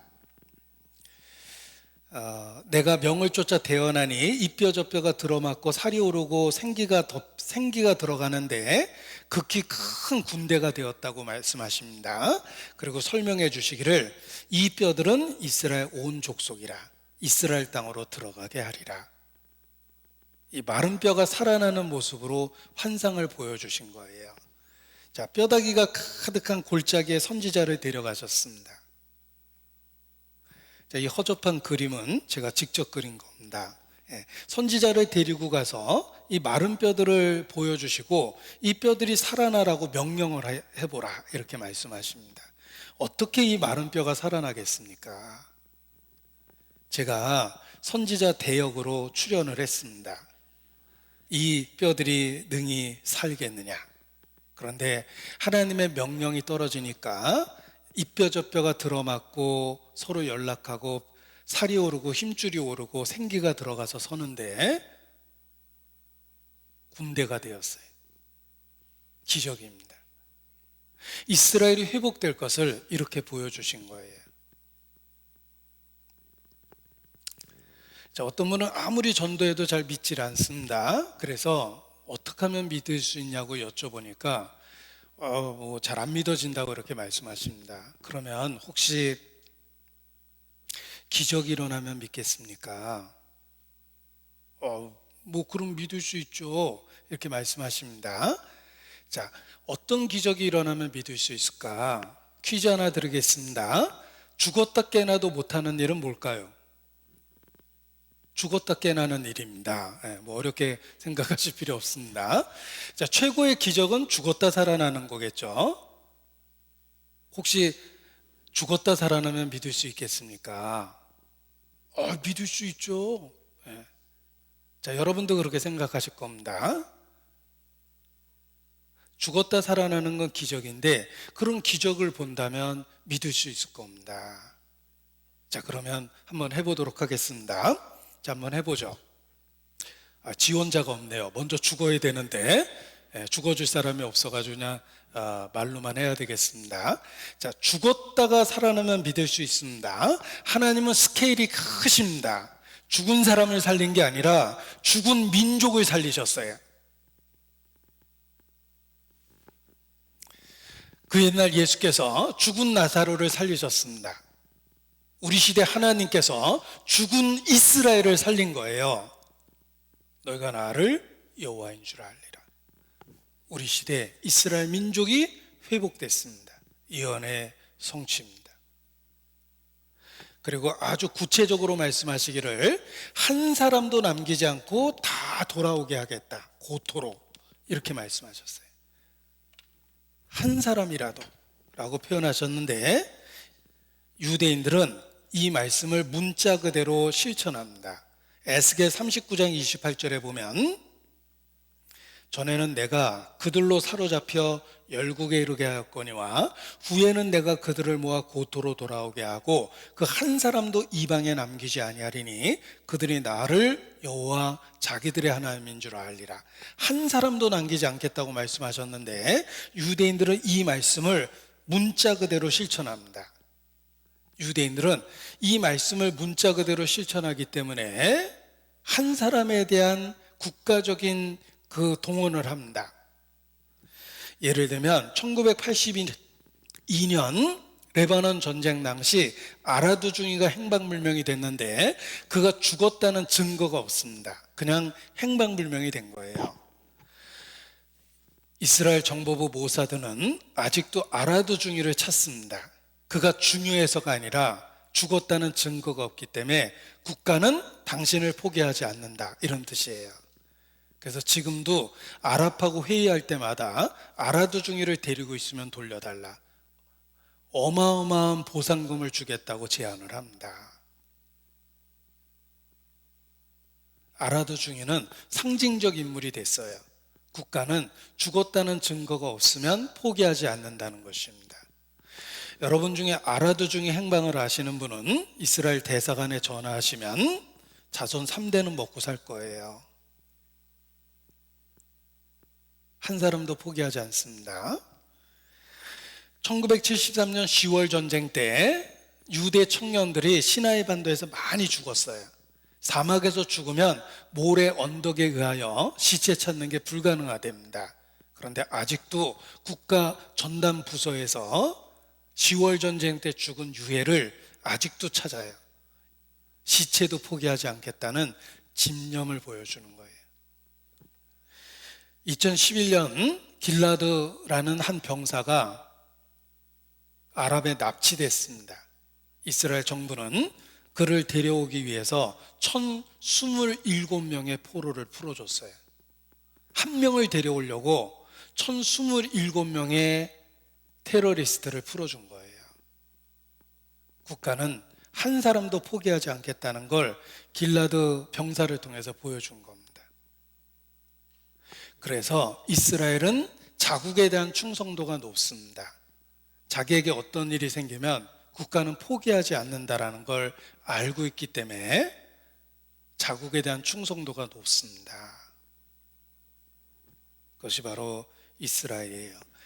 자, 제주도에 이스라엘 배가 가까이 왔다가 침몰한 사건이 있었습니다. 이스라엘 선원들이 많이 죽었는데 이스라엘 정부에서 수색대를 파견해서 우리나라 제주도 앞바다를 샅샅이 뒤졌습니다. 우리나라에서 그만 찾고 돌아가라고 이야기하니까 그들이 대답하기를 우리는 유대인의 시체라도 이방의 바다에 버려두지 않는다. 찾을 때까지 찾는다. 이렇게 대답을 했습니다. 우리는 세월호 바로 수습해버리고 삼풍백화점 무너졌을 때도 못 찾은 시체 많을 정도로 막 바로 수습해버렸습니다. 그런데 그들은 찾을 때까지 포기하지 않는다. 이런 말을 했습니다. 신문에도 났어요. 부러운 이스라엘 동포에 제주 남해 침몰 실종 자국 선언 수색 4개월째 한 명의 시신이라도 찾겠다. 기사 내용입니다. 모든 이스라엘인들은 이스라엘 땅으로 돌아온다. 이스라엘 정부가 선박사고로 실종된 이스라엘 선원을 찾기 위해 4개월째 제주도 남쪽 바다를 수색하고 있다. 단 한 사람의 시신이라도 외국에 내버려둘 수 없다는 집념을 보여주고 있다. 시체라도 포기하지 않겠다고 그랬죠? 그래서 애국심이 저절로 강해질 수밖에 없는 것입니다. 이스라엘 군인들은 자기 목숨을 아까워하지 않고 국가를 위해서, 민족을 위해서 바칠 수 있게 되는 걸까요? 이스라엘 국가는요, 이스라엘 국민 한 사람이라도 어디에 나가서 또는 본인이 원하지 않는 곳에 가서 위험에 처해 있으면은 그 사람이 원하는 장소로, 그 사람이 고국에 돌아오기를 원한다면 국가는 책임지고 그 한 사람이라도 반드시 데려온다라는 겁니다. 예전에 이스라엘과 가자 전쟁이 일어났는데 그 전쟁이 일어난 여러 가지 배경과 이유에는 뭐 여러 가지 이유들이 있었습니다. 그러나 그 중에 또 하나 가장 중요한 이유는 길라드 찰리트라고 하는 이스라엘 군인 때문에 전쟁이 일어났습니다. 이 길라드라고 하는 이스라엘 군인은요, 이스라엘과 가자 지구 그 접경 지역 철조망에서 근무를 서고 있다가 가자 지구의 하마스라고 하는 그 조직의 이 요원들로부터 납치를 당했습니다. 그런데 이 길라드라는 병사를 데려오기 위해서 1027명을 풀어줬다는 거예요. 길라드의 석방. 여기 아랍 칼럼니스트가 정말 당신들 나라는 대단하다라는 칼럼을 썼어요. 그러니까 자국에 대한 충성이 강할 수밖에 없는 겁니다. 국가는 당신을 결코 포기하지 않는다. 그런데 그런 무모한 정책을 어떻게 실천할 수 있을까? 하나님 말씀을 그대로 받아들인 거예요. 한 사람이라도 남기지 않고 다 돌아오게 하리라. 하나님의 약속을 신뢰하기 때문에 그러한 정책을 펴고 있는 겁니다. 자, 우리 시대 이스라엘 민족이 돌아왔습니다. 그리고 또 보십시오. 땅의 회복이 일어났어요. 원래 이스라엘 땅은 젖과 꿀이 흐르는 옥토였습니다. 젖과 꿀이 흐른다 그러니까 미끄러운 줄 아는데 그게 아니라 옥토라는 뜻입니다. 그런데 이스라엘이 저주받고 황무지가 되었습니다. 마지막 때 이스라엘이 다시 회복되면 다시 옥토가 될 거라고 약속해 주셨어요. 지금 그렇습니다. 자, 주변에 있는 아랍 국가는 다소 충격적이지만 식량 자급률이 1% 미만입니다. 아랍은 전쟁이 나면 굶어 죽어요. 전쟁이 나면 곡물무역 중단입니다. 전략물자예요. 아랍은 석유를 팔아서 99%의 식량을 사 먹습니다. 온통 사막이거든요. 그런데 똑같은 중동에서 농업인구 10% 미만임에도 불구하고 이스라엘은 농산물의 70%를 수출하는 나라입니다. 사막에서 농사 짓는 나라 보셨습니까? 이스라엘이. 기적입니다. 하나님이 약속해 주셨어요. 에덴 농산처럼 될 것이며 장차 기경이 될 것이라. 같은 중동 지방에서 농업을 위주로 식량 자급률을 갖고 있는 나라는 이스라엘밖에 없다는 거예요. 땅에 기적이 일어난 겁니다. 그래서 이스라엘 땅을 관찰해 보면 그 뒤에 하나님이 계셨다는 걸 알 수가 있습니다. 에스겔서에 약속해 주시기를 황무한 땅이 장차 기경이 될 것이라. 나와 여호와가 말하였으니 이루리라. 이것이 이스라엘이에요. 완전 황무지입니다.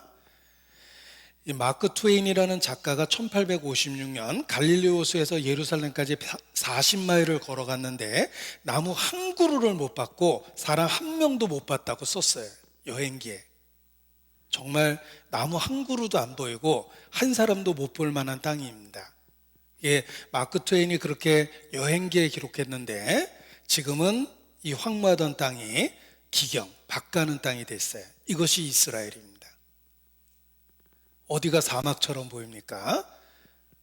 황폐했던 곳에 사람이 거하게 되고 황무지이고 적각굴의 땅으로 바꿨습니다. 이것이 지금의 이스라엘이에요. 기적이 일어난 겁니다.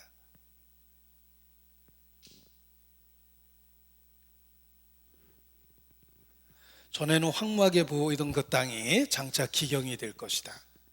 성경이 문자 그대로 성취됐습니다. 민족이 회복되었죠. 한 사람이라도 돌아오게 하겠다고 말씀하셨고 황무하던 땅이 기경이 됐습니다. 그리고 더 놀라운 건 그들의 언어가 회복됐다는 것입니다. 유대인들은 히브리어라는 언어를 사용하는데 사어, 죽은 언어였습니다. 역사 속에 성경이 기록된 언어고 죽은 언어였는데 그들이 독립해서 죽은 언어를 되살렸어요.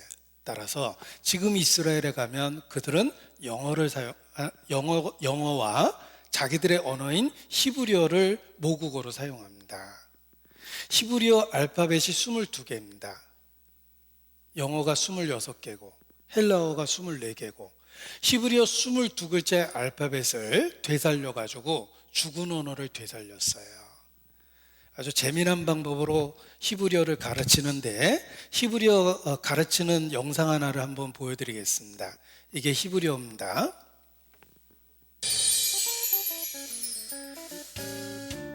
א', ב', ו, ג', ד', ה',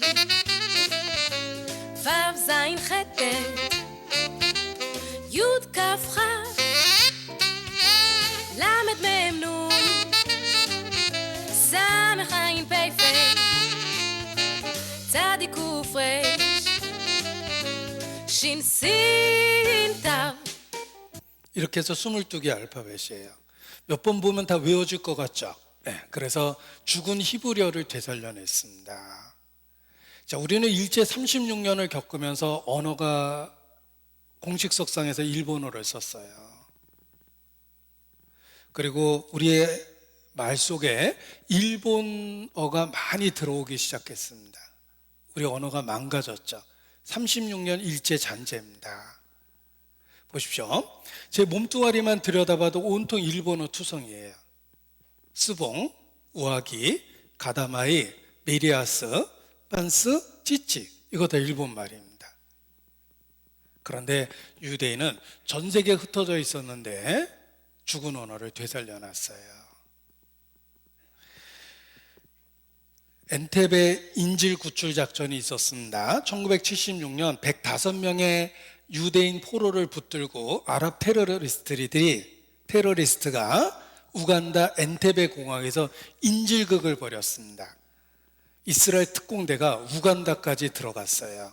당시 우간다 대통령 이디 아민 그가 타고 있는 벤츠 600을 비행기에 싣고 갔습니다.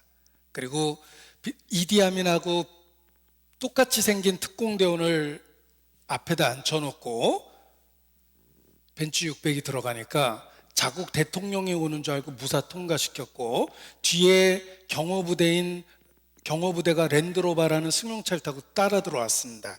그 안에 이스라엘 특공대가 들어있었어요. 그래서 105명의 인질을 붙잡고 있는 그곳에 특공대가 들어가서 테러리스트를 사살합니다.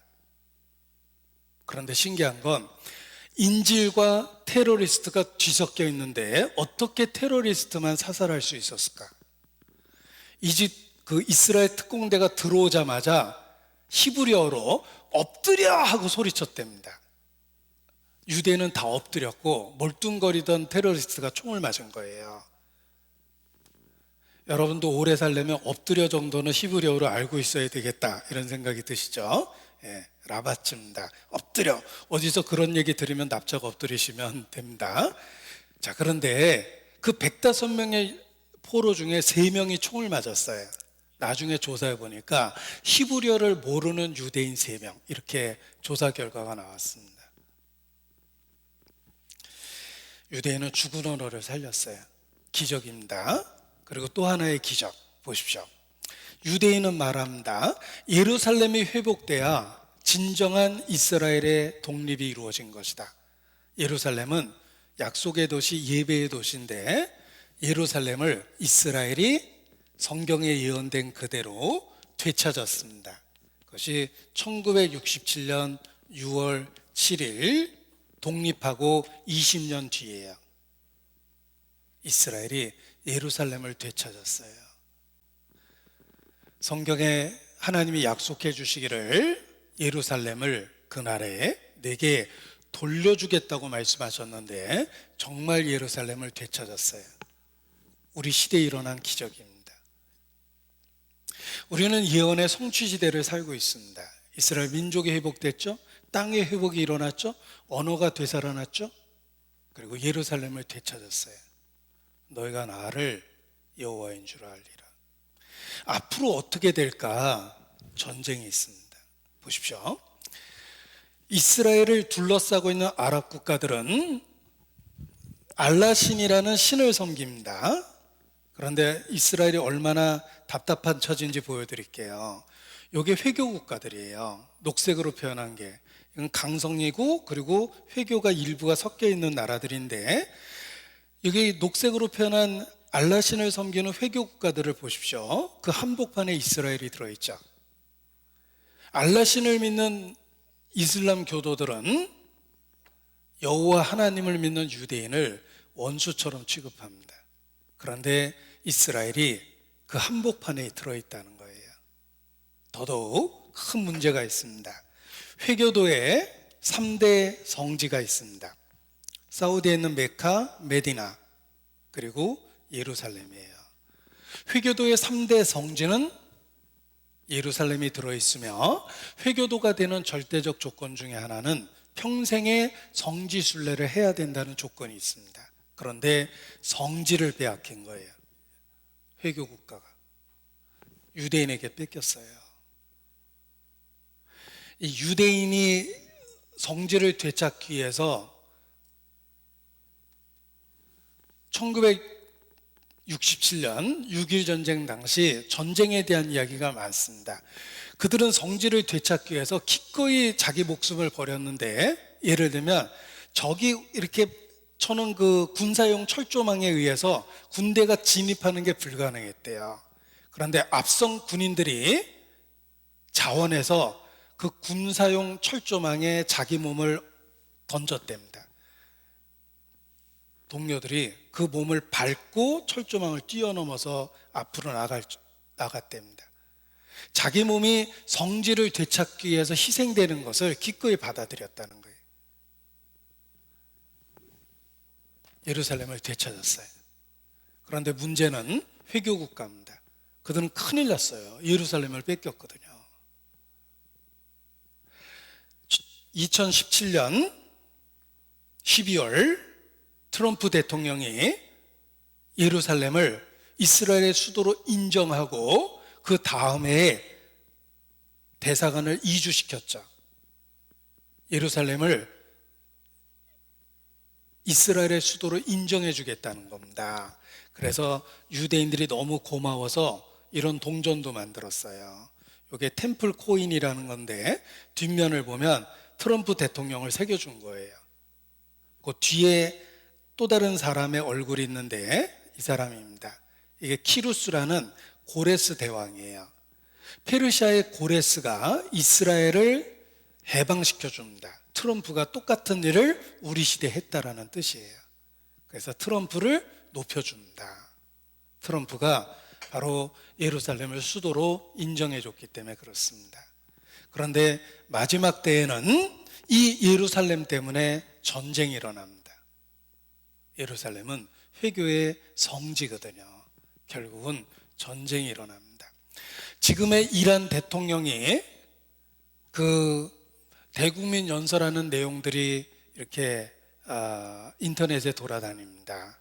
그런데 국민을 놓고 이란 대통령이 뭐라고 연설하냐면, 이란이라는 국가의 존재 목적은 이스라엘을 이 땅에서 없애기 위해서 존재한다. 그게 국가의 존재 목적이래요.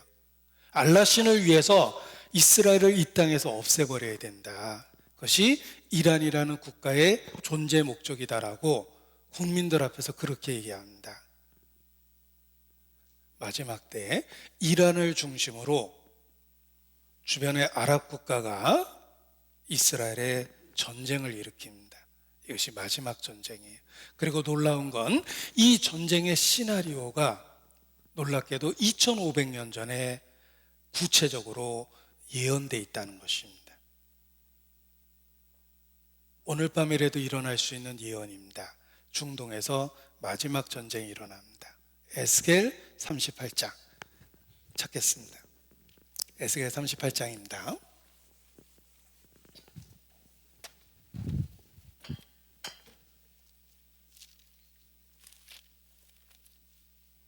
구약성경 에스겔 38장입니다. 마지막 전쟁에 대한 이야기입니다. 3절 로스와 메색 두바랑 고가, 구체적으로 나라 이름을 언급하셨는데 성경에 보면 이 나라가 이스라엘 고토 북쪽에 있다라고 언급하셨어요. 그런데 로스는 러시아의 어원이며 메색은 모스코바, 두발은 드볼스크라는 러시아의 큰 지역입니다. 지금의 러시아가 대장이 돼서 이스라엘에 쳐들어오는데 함께 쳐들어오는 나라 5나라가 예언되어 있습니다. 그들과 함께한 바 방패와 투구를 갖춘 바사와 구스와 북과 고멜과 그 모든 때와 극한 북방의 도갈마 족속이 같이 쳐들어온다고 되어 있고, 여러 날 후 곧 말년에 마지막 때 전쟁이 일어날 거라고 말씀하십니다. 세상 중앙에 거하는 백성을 치고자 할 것이다. 세상 중앙은 지중해 바로 이스라엘입니다. 주변에 있는 아랍 국가가 이스라엘에 전쟁을 선포합니다. 전쟁이 일어나게 돼 있어요. 이것은 성경에 예언된 곧 일어날 전쟁에 대한 이야기며 학자들도 똑같은 이야기를 하고 있습니다. 자, 여기 학자들의 이야기를 좀 들어보겠습니다. 에스겔 예언자는 마지막 날에 고기 이끄는 많은 군대가 북방에서 나타날 것이라고 경고했습니다. 대부분의 학자들은 이 침략군이 러시아가 이끄는 연합군이라는데 의견을 같이 하고 있습니다. 고대 메색은 오늘날의 모스크바를 이르고 고대의 두발은 오늘날의 토볼스크를 말합니다. 에스겔 예언자는 오늘날의 이란인 페르시아와 리비아, 에티오피아도 참전하며 마지막에 이스라엘의 멸절을 꾀한다고도 경고했습니다.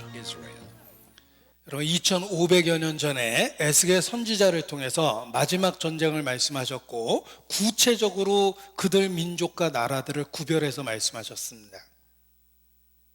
나 여호와가 말하였으니 이루리라. 여기 관련된 기사를 모아봤습니다. 보십시오. 영어로 번역된 것인데 로스 메색 두발이 그대로죠. 로스 메색 앤 두발, 지금의 러시아입니다.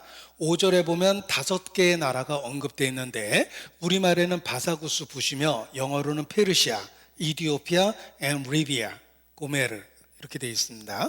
토갈마르 이렇게 되어 있는데 고멜과 토갈마는 지금의 터키 지역이며 페르시아는 1935년도 이란으로 개칭했습니다. 이란이 첫 번째 주적이죠. 이디오피아, 리비아 다 회교 국가예요. 회교 국가를 대동하고 전쟁을 일으킵니다. 세상 중앙에 있는 이스라엘의 전쟁을 일으키는데 이스라엘의 가장 북쪽에서 쳐들어온다고 되어 있는데 러시아라는 나라가 있습니다. 옛날 지도를 놓고 보면 로스 마곡이라고 되어 있고 성경에는 고가 마곡의 땅이라고 되어 있어요. 코카서스라는 말이 고개 요새라는 뜻입니다. 마곡이라고 일컬어지는 러시아가 이스라엘에 전쟁을 일으킵니다. 곡, 마곡, 러시아며 바사는 지금의 이란입니다. 이란. 마지막 전쟁이 일어납니다. 자, 언어학적 증거, 역사적 증거, 지리적 증거가 있다.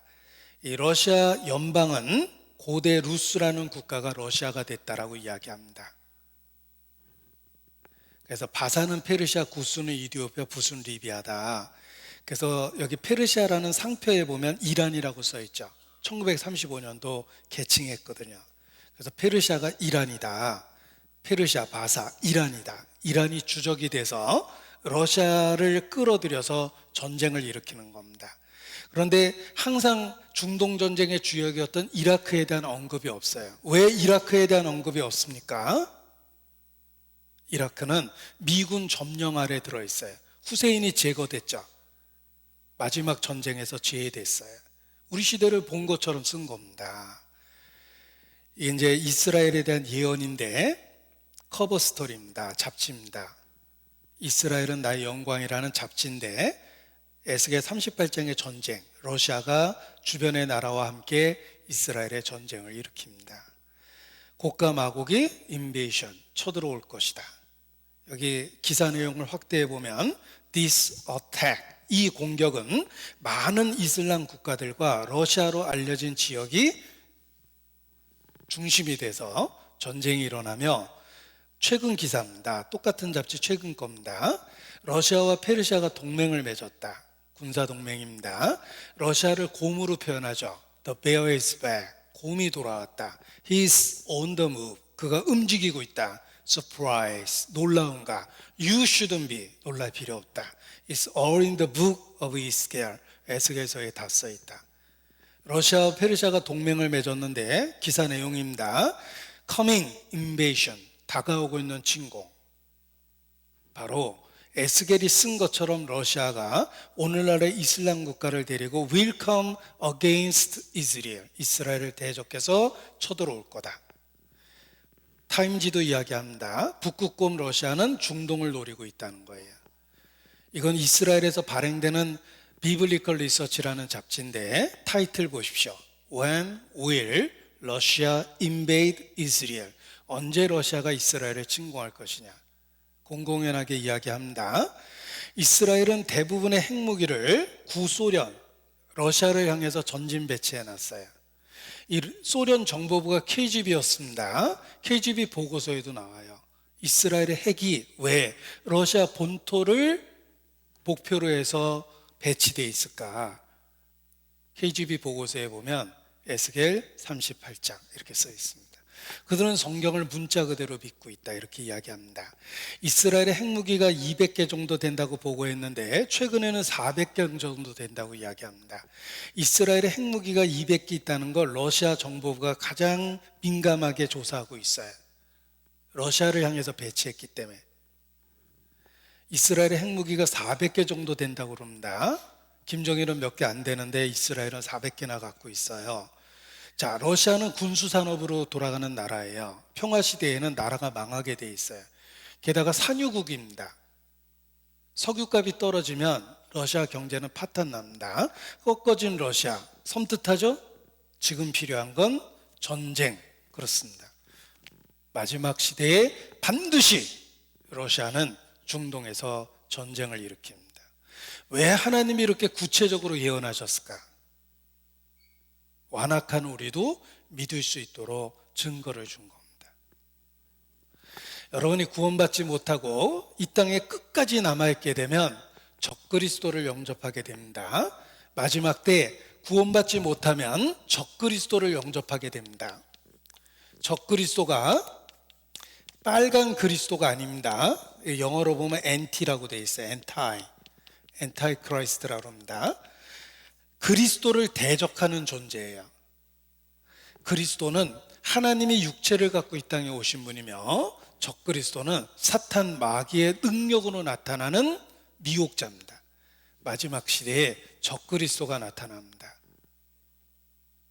여러분 말씀 들을 때 졸면 혹 구원받지 못하면 적그리스도를 보게 될 거예요. 내가 아버지의 이름으로 왔으면 너희가 나를 영접지 아니하나 자기 이름으로 오는 자를 너희가 영접할 것이다. 적그리스도입니다. 다니엘 선지자가 말한 바 멸망에 가증한 것이 서지 못해서 거룩한 곳에 선 것을 보면 읽는 자는 깨달을진저. 적그리스도가 나타난다고 다니엘도 예언했어요. 마지막 때 여러분 구원 못 받으면 진리의 대체품 적그리스도가 나타납니다. 적그리스도가 하는 일이 성경에 예언되어 있습니다. 우리 시대가 마지막 시대라면 전쟁이 일어날 준비가 되고 적그리스도가 나타날 무대가 준비됩니다. 그런데 정말 그런 일이 일어나고 있습니다. 그래서 이스라엘 사람들은 서로 인사할 때 손가락 2개를 펴서 인사합니다. 샬롬. 샬롬은 히브리 말로 인사말입니다. 평화라는 뜻의 안녕하세요라는 뜻인데 손가락 2개는 도대체 무슨 뜻일까? 그들은 말합니다. 2 seconds away 이렇게 얘기합니다. 2초 떨어져 있습니다.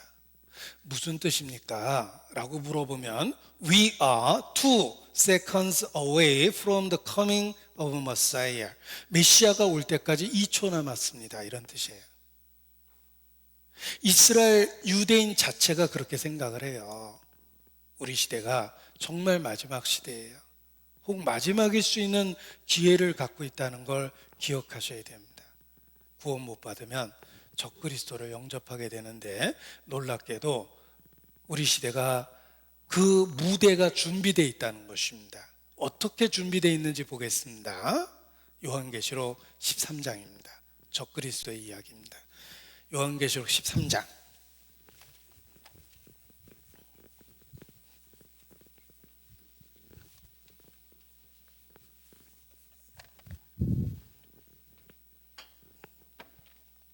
요한계시록 13장. 적그리스도가 하는 일이 예언되어 있습니다. 16절.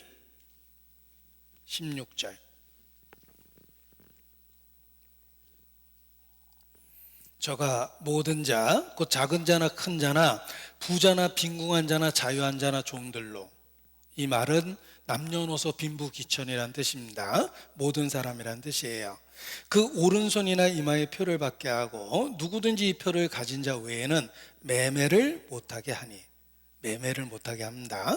이 표는 곧 짐승의 이름이나 그 이름의 수라. 지혜가 여기 있으니 총명 있는 자는 그 짐승의 수를 세어보라. 그 수는 사람의 수니 666이니라. 자, 666이라는 표를 오른손이나 이마에 받게 하고 그 표가 없으면 매매를 못하게 하는 시대, 이것이 적그리스도가 다스리는 시대입니다. 그런데 성경은 경고합니다. 이 표 받으면 요한계시록 14장 9절로 말씀에 지옥 간다고 그러셨어요. 표를 받으면, 이마에나 손에 표를 받으면 10절에 불과 유황으로 고난을 받을 것이다. 지옥에 가게 될 거라고 경고하셨어요. 그런데 우리 시대가 이러한 예언이 성취되고 있습니다. 보십시오. 오른손이나 이마에 표를 받게 하고 표가 없으면 매매를 못하게 하는데, 이 표를 받는다라는 말을 그대로 직역을 하면 1611년도 킹제임스 영어 번역입니다. 이렇게 돼요. To receive a mark, 표를 받게 되는데 in their right hand or in their foreheads. 보십시오. 오른손이나 이마에 표를 받는 데입니다. 문법적으로는 전치사 on을 써야 돼요. 문법적으로는 전치사 on을 써야 되는데 왜 킹제임스 버전에 전치사 in을 썼을까? 몸 안에 표를 받는 데입니다. 헬라어로 기록된 성경에 n이라는 전치사를 썼고 그 n이라는 전치사가 안이라는 뜻을 갖고 있어요. 따라서 문법을 무시하고 직역하면 몸 안에 표를 받는다는 뜻입니다. 여러분, 몸 안에 받는 표를 통해서 매매를 하는 시대, 이것이 적그리스도가 다스리는 시대인데 우리 시대 기술적으로 가능합니다. 들어보세요. 보십시오. 매매 수단은 돈입니다. 돈. 매매 수단은 돈입니다. 화폐죠. 그런데 이 화폐가 큰 문제가 생겼습니다. 어느 나라든지 돈을 너무 많이 찍어냈어요. 한 번에 그 돈이 유통되면 경제가 무너지게 돼 있습니다. 양적 완화라고 해서 국가에서는 더욱더 돈을 무진장으로 찍어서 시장에 내보냅니다. 경제가 무너지게 돼 있어요. 돈을 너무 많이 찍었어요. 이걸 해결할 수 있는 유일한 방법이 있습니다. 과다한 화폐 발행에 의해서 생기는 경제 위기를 해결할 수 있는 유일한 방법이 있습니다. 교과서에도 나와요. 과다한 화폐 발행에 의한 경제 위기를 해결할 수 있는 유일한 방법은 유동성 화폐를 없애야 된다 그래요. 유동성 화폐의 첫 번째가 돈이에요. 캐시리스 소사이어티라고 그래요. 들어보셨죠? 현금 없는 사회라는 것입니다. 돈을 없애고 어떻게 사고 팔 수 있습니까? 적그리스도는 오른손이나 이마에 표를 받게 합니다. 그 표가 없으면 매매를 못하게 하는데, 이것을 풀어서 설명하면 써보겠습니다. 신분 증명을 통한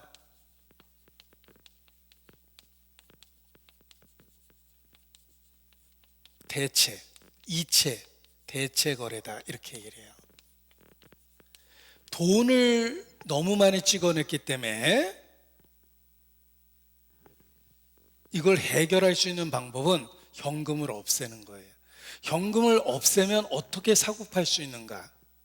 성경에 오른손이나 이마에 표를 받는다고 그랬는데, 신분 증명을 통한 대체 거래입니다. 원래 현금 사용 비중은 그렇게 많지 않고 10% 미만입니다. 카드나 수표 같은 걸 사용하죠. 그런데 카드도 종류가 많고 분실되면은 대책이 없어요. 이걸 해결하기 위해서 컴퓨터 표를 몸에다 받아서 신분증명을 통한 대체 거래를 해야 되는데, 문제는 어디다 표를 받냐면 오른손이나 이마입니다. 우리 지하철 탈 때나 버스 탈 때 보면 오른쪽으로 찍고 들어갑니다. 어떤 분은 잘못 찍어가지고 거꾸로 들어가면서 안 들어간다고 그러는데, 대부분 오른쪽으로 찍게 돼 있어요. 냉장고 문도 오른쪽으로 열리게 해놨습니다. 물론 비싼 거는 양쪽으로 열려요. 우리는 대부분 오른손잡이기 때문에 그렇습니다. 그래서 오른손에 표를 받게 되는데, 손이 없는 사람은 어떡하냐? 컴퓨터가 읽을 수 있는 우리 신체 부위 중에 가장 앞에서 잘 읽을 수 있는 부분은 얼굴과 이마예요. 손이나 이마에 표를 받는 시대가 옵니다. 그것이 적그리스도가 다스리는 세상이에요. 1987년 미국이 만든 통과시킨 법안입니다. 미국이 국가적인 위기에 부딪히면 모든 화폐가 달러가 봉쇄되는 거예요. 달러가 휴지됩니다. 미국이 경제적 위기나 전쟁, 내란, 어떤 사유로든지 위기가 생기면은 달러가 휴지되는 거예요. 그런 법을 만들어 뒀어요. 그런 법이 있다는 걸 보여드리겠습니다.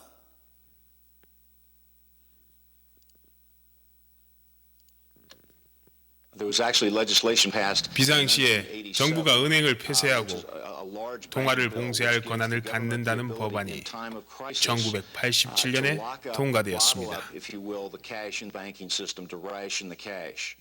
현금이 없는 사회는 지난 60여 년간 몇몇 경제학자들의 꿈이었습니다. 어쩌면 그 꿈이 몇 개월 후에 이루어질지도 모르겠습니다. 자, 이제 계획을 짜고 준비를 할 시간입니다. 확실한 준비만이 대책이 될 수 있습니다. 노아가 방주를 만들기 시작했던 날에는 비가 오지 않았음을 상기하십시오. 자, 화폐를 과다 발행했을 때 어떤 문제가 생깁니까? 베네수엘라에서 그런 일이 생겼어요. 이 휴지 살기 위해서 지불해야 될 돈이에요. 닭 한 마리 사기 위해서 지불해야 될 돈입니다. 고기 이만큼 살려면 지불해야 될 돈이에요. 비누 하나를 사기 위해서 지불해야 될 돈, 설탕을 사기 위해서 지불해야 될 돈, 야채를 사기 위해서 지불해야 될 돈, 이게 베네수엘라 사태예요. 치즈 요만큼을 위해서 지불해야 될 돈입니다. 돈을 지나치게 많이 찍었습니다. 누구나 알고 있어요. 그 돈이 갑자기 시장에 유통되면 경제가 무너집니다. 이걸 해결할 수 있는 유일한 방법은 대체 거래며 돈을 없애야 돼요. 돈을 없애고 어떻게 사고 파냐? 신분증명을 통한 대체 거래를 하는 거예요. 신분증명은 영어로 ID입니다. 주민등록증, 운전면허증, 여권 같은 거예요. 그리고 경제 거래를 할 수 있는 크레딧 카드를 하나로 만드는 겁니다. 이게 유니카드 시스템이라고 그래요.